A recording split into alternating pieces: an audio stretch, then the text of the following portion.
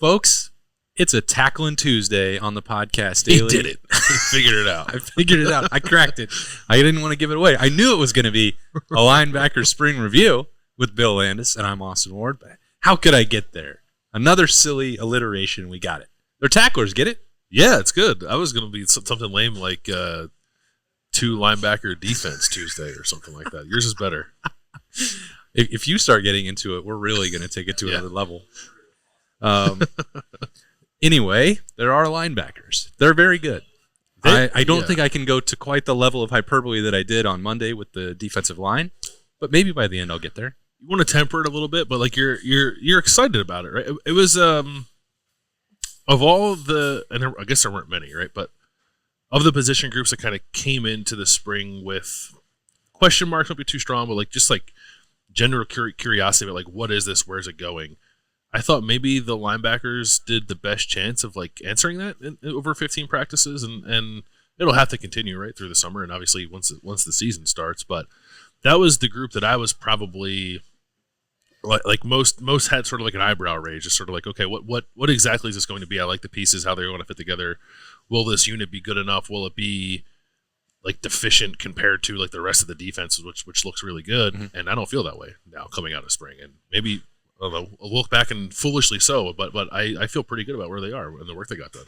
Well, a lot of that's relative too, right? Like to say that something is the biggest question mark on Ohio State's roster is not the same as Purdue's. I mean, that's just to pick a name out of the hat. Yeah. Like we're talking about a 5-star in CJ Hicks. We're talking about one of the most gifted athletes and a starter at safety last year for Sonny Styles, and then someone who's already played not just as a starter, but close to probably 1,000 snaps. I haven't looked, actually. I probably should, for how many that Cody Simon has played now at this point for Ohio State. It's got to be around 1,000, I would think, yeah. So just from that top three, without even digging into Gabe Powers and Arvell Reese pushing, into that mix and expanding potentially the arsenal to 5, but like they are still unproven at linebacker with Sonny Styles and CJ Hicks. So when you're talking about tempering a little bit of that, it's still understandable to do so after spring. They had very good springs.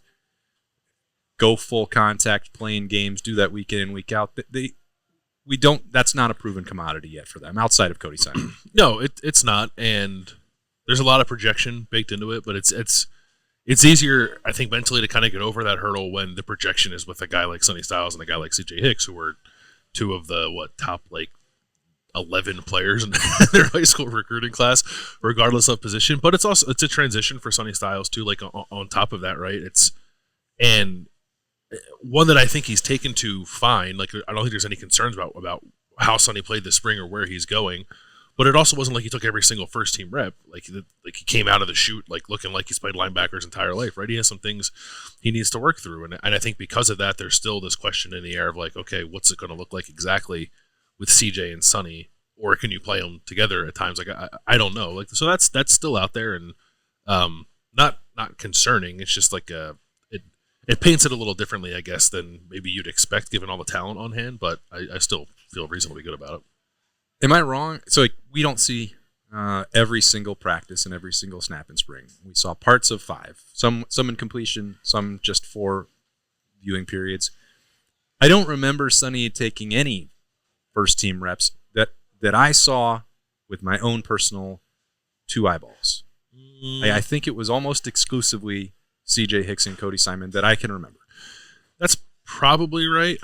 I'm trying to remember if maybe earlier on I saw some Sonny with Cody Simon, because Cody Simon's the tell. If he's out there, then it's first team defense. Yeah. So I want to say like maybe Sonny did, but certainly most of the first team reps, if not all of them, went to CJ Hicks. Because I remember distinctly right when they started camp, it's like, well, there is Cody Simon and CJ Hicks. That's a good thing for the development of CJ Hicks.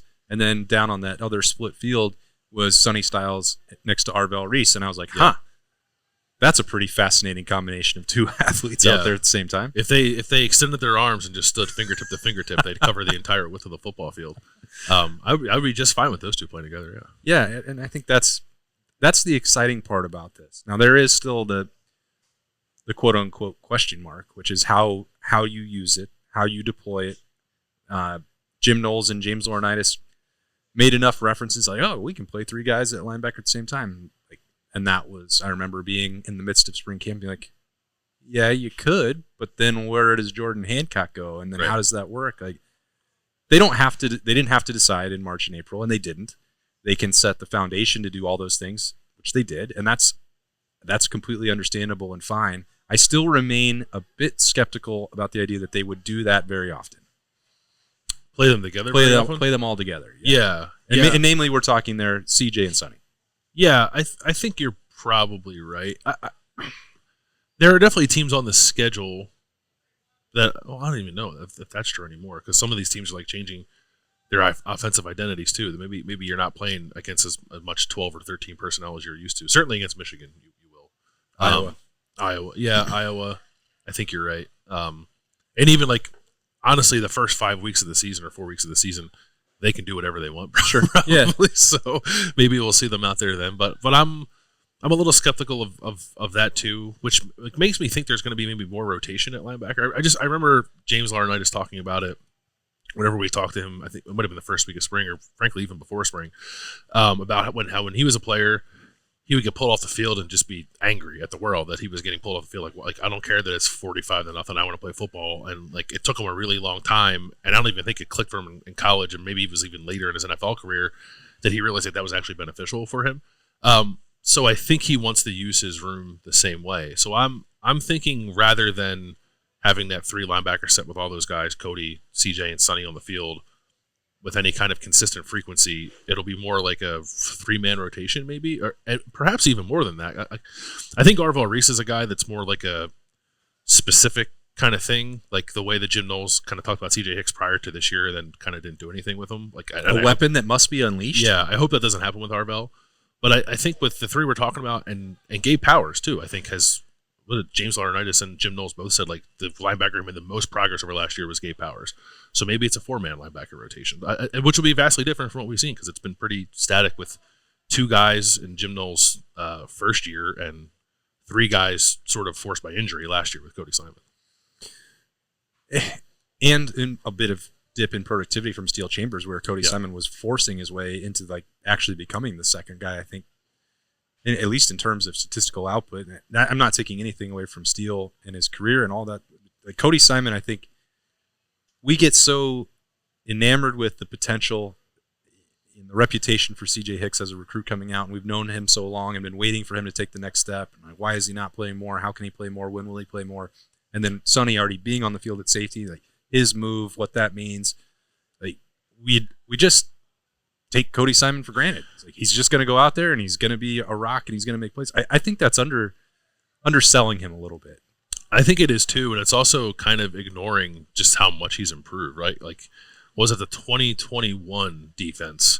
They were just kind of a disaster at the linebacker position, and neither Cody nor Tommy played very well that year, and they both got much better. And we talked about that a lot with Tommy because Tommy played basically every meaningful snap the last 2 years, or especially 2 years ago. And Cody, it's been a little slower going to kind of get back to that status. But no, I think he's really solid. I think you probably make the argument, and this is a totally made up stat, but I was just looking at it the other day, like to try to determine like who's the most productive linebacker. If you look at like total number of snaps and then tackles, and did like tackles per snaps played or something like that, like Cody is the best. I think he only had maybe 15 or 20 fewer tackles than Tommy Eichenberg did, but he also played like 250 fewer snaps than Tommy Eichenberg did or something like that. I could be wrong on those numbers exactly, but I thought he was their best and most productive and like most consistent linebacker last year. And part of that is because Tommy was dealing with stuff injury-wise all year. Had he not been, maybe I'd be saying that about Tommy, but it's more about Cody and like how much better he's gotten. So in the past, I have been frustrated with Ohio State, like playing older guys snaps merely because they're older and like at the expense of a like much more talented or potentially much more talented younger player. I don't look at Cody Simon that way with what's going on at linebacker right now. Like I almost feel like he's the guy to like kind of like ties it all together, and then all these other inexperienced guys are going to like feed off of him and not have to carry so much of a burden because you can rely on Cody. I remember last year at this time looking at some of those made up statistics as well, because I felt like Cody Simon wasn't maybe getting enough, credit for the impact that he was having as the third guy in 2022. And there were the lasting memories of him missing some tackles at the end of 2021. when his shoulder was being taped to his body to get through every game and had to have surgery as soon as that year was over. He sometimes, again, Ohio State does a disservice to its players. Cody Simon was on a bad defense. He was not a perfect player. He was forced into a situation that he wasn't maybe quite ready for, and he was having to do that with one arm. And then it's okay. Well, let's put that out of your mind. Open up the possibility that he could get a lot better throughout his career and play healthier. And he did. Steele passed him. Tommy was doing those things in 2022, but when Cody was on the field, he was much more productive in 2022. It was like 240 snaps I think he played. I should have prepared a little bit more for Tackling Tuesday on the exact numbers to throw it out there, but like everything across the board, his grades, his tackles, plays, like splash plays, all were improved. He just wasn't having to do it as much and wasn't in position to do so, and that carried over in 2023. So it's been an interesting, unusual arc for him to get to this point, but by no means is that like he's just doing this because of default. Like Cody Simon has earned the opportunity to be a linchpin for this defense, and I think he's going to be a very good one. Yeah, no, I agree with all that. I maybe the one thing I would say about that is when he was out there in 2022, it was mostly with the 3 linebacker sets, mostly when you're going against the run. And I agree. I thought he played really well when put in those situations. Last year, I thought he was really good against the run. There were times where I questioned whether or not he should be on the field in passing situations. Mm-hmm. So maybe that's where you get the Sonny and CJ together thing, right? If it's 3rd and 8, right, and you don't Cody Simon's strength is just not coverage. He can do it reasonably well, I think, but I'd rather have the guys with more range, probably guys who can be either more effective as blitzers or just kind of cover more ground than a passing situation. So maybe that's where you see some of that rotation happen, whether that's Sonny and CJ playing the linebacker spots or we don't know yet. Are they actually going to do anything where CJ Hicks is on the line of scrimmage or even Sonny is on the line of scrimmage or perhaps even Arvell Reese? It goes back to the thing we talked about the other day, how creative do you want to get with it? But those are the guys that I think help you unlock those different things. So I don't have a great feel for what exactly that might look like, but I do. I guess I feel reasonably confident that if we were going to see CJ and Sonny play together, maybe it would be with Cody coming off the field in obvious passing situations. I mean, we're doing our part to speak CJ Hicks as a pass rushing weapon, not specialist. I think again this spring there was a part of me going into the spring that thought about some of the plays that we've seen. Purdue examples in the Cotton, and then the 2 back-to-back plays in the Cotton Bowl. That was I'm starting to be a little bit more skeptical of all-around play-after-play dynamic version linebacker of C.J. Hicks. I don't know if that's going to happen, and that's too soon to give up on that. I have to fight that in my head. It's only 2 years. Everyone's development plan is different. The raw athleticism remains off the charts. He's got everything to do that, but some of that doubt was starting to creep in, and that's part of the reason why we were talking about, well, let him just go rush the passer because he's got things that nobody else has, very few people have. I think that was probably premature on my part, although there still has to be some way to unleash that in him. That, especially if you're mixing and matching with him and Sonny next to Cody, I would love to see him just have 5 or 6 snaps a game where he gets to go do the thing that we all wanted Baron Browning to do and didn't get the chance to. Right, exactly. And I hope we see that too. And we were just talking about with wondering whether or not he'd be great with the read and react stuff. I think when he was on the field, it didn't look tremendous the last couple of years. And also Jim Knowles, every time we asked him about CJ Hicks, he would say he's really good when you can direct him, which is basically saying when he has to kind of make decisions himself, he's not quite there yet. But again, in this limited spring practice viewing window, I suppose, I thought I saw him make strides in those areas. I remember a couple plays where one in particular, I think on student appreciation, it was a sweep to a Mecca Ibuka, and CJ didn't attack it immediately. He kind of read it out, recognized a play, and won the race to the edge to tackle Mecca. He tagged him on the hip. But that's the kind of stuff where you want to see him be a little more consistent, because if they blitz him on every play, he'll have 30 sacks next year, right? I don't know that's hyperbolic, but I think that's what he's best at. I think they know that. So I'm anticipating they will utilize him to lean into his skill set some, but you also have to be able to play traditional linebacker on first and second down too. So if he doesn't show an ability to do that, then I think that will impact his playing time. But everything we've seen and heard in spring suggests that he has taken pretty good strides there. Well, and they have another rocket waiting to be launched in Arvell Reese. Same deal. Like, it's the same conversation for me, right?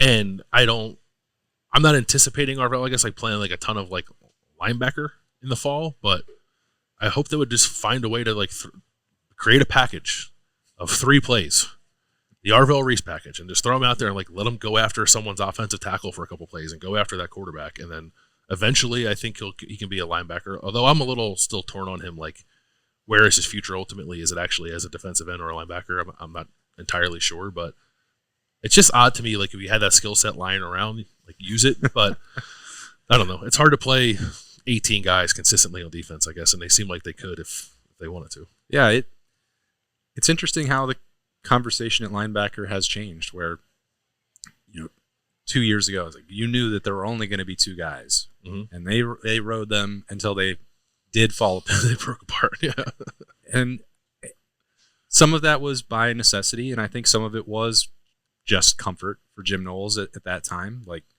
these are the ones that can execute. It's a new scheme. Trust Tommy and Steele, and then and Sprinkle and Cody, and they went with that until the wheels came off.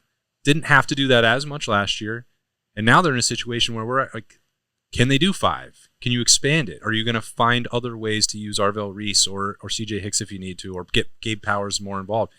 I just don't think that that's the same conversation we've had for the last couple of years. So that's the depth in the development, and that was always, I think, probably going to come and require time for Jim Knowles and James Laurinaitis to get that room where they wanted it to be.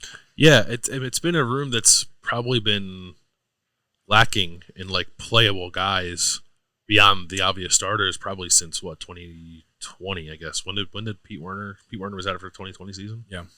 So it's been a couple year build up, and which like that's true of the whole defense, I think. But it's been glaringly obvious at times at linebacker that they were just not good enough, and then after that they were good enough, but maybe not deep enough. And now they look they're going to be pretty deep, and it's a question of like how high is that ceiling? But I don't know. On whatever day it is, May 6th, when we're recording this, I feel like sorry to pull the curtain back like that. I feel pretty good about where they are. Like, I do think they're going to be good enough and probably better than that. Well, I hope everybody has a great May 7th. It's a Tuesday. Mm-hmm. We thank you for starting it with us right here. Is there anything else? I mean, I think that covers linebackers. Yeah, no, I think that covers it. Yeah, all right. Just checking. I don't want to jump out of here too. Trying to think. We didn't talk about the freshmen, but I'm not anticipating a whole lot out of Garrett Stover and Peyton Pierce, other than maybe some special team stuff. Yeah, Peyton Pierce was injured throughout spring. Yeah. And I think, the situation, Garrett Stover never signed, committed, went through spring expecting he needed to play right away. I think that's a developmental spot. And he's got a family member who can tell him sometimes it's worth it to wait a couple years. Anyway, that is Attack Win Tuesday. That's today, the 7th of May. Enjoy the rest of your day. Thanks for starting it right here with Bill Landis and me, Austin Ward. We will talk to you again tomorrow on the Podcast Daily. See you then.